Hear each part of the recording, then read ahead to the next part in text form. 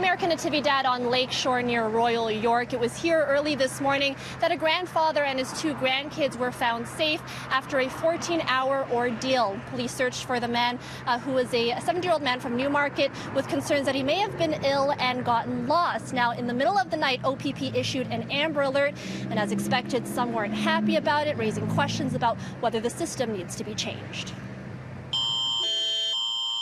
Just after 3 in the morning, cell phones across the province sounded off. Police had been searching since Wednesday afternoon.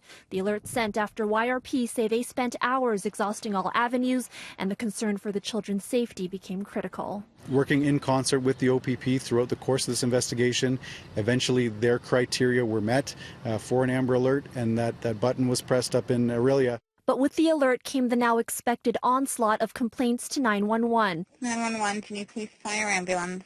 Dozens of them, according to York and Toronto police. It's sad that people choose to call 911 to vent.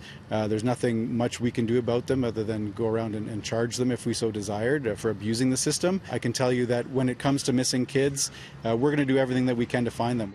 Since the beginning of the year, 5 Amber Alerts have been issued in Ontario. In February, in the tragic case of 11-year-old Riya Rajkumar.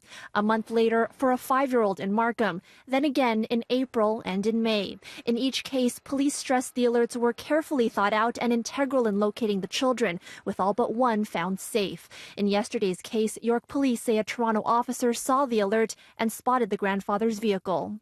Still, the complaints roll in. One policy expert suggests there could be a different approach to the way Amber Alerts are currently sent out. I think overall the intention of the system is terrific, and I think we just need to think about how we can make it better. I think the challenge is we've got really an all-or-nothing system right now. The alerts come at all times of day at the same volume and frequency. Joe Hall suggests introducing a tiered system to emergency alerts. The best and simplest fix to the system would really be introducing a second tier of alerts that people could have on silent, or they could opt out of receiving kind of the loud presidential level message.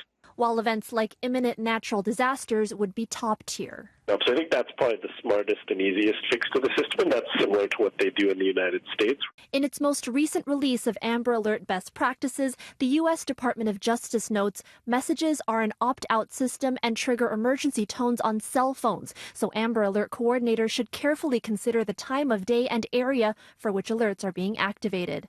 Joe Hall says even if an Amber Alert were on a lower priority tier, they would still be an effective tool for police. I mean, quite honestly, most people look at their phone very regularly, so there wouldn't really be a big gap between when you get the notification and when you're aware of what it's saying. Now, Amber Alerts are issued by the OPP, but they are part of the Canada-wide Alert Ready system, which is regulated by the CRTC. We did reach out to the CRTC, and a spokesperson says at this point there are no conversations around updating the system.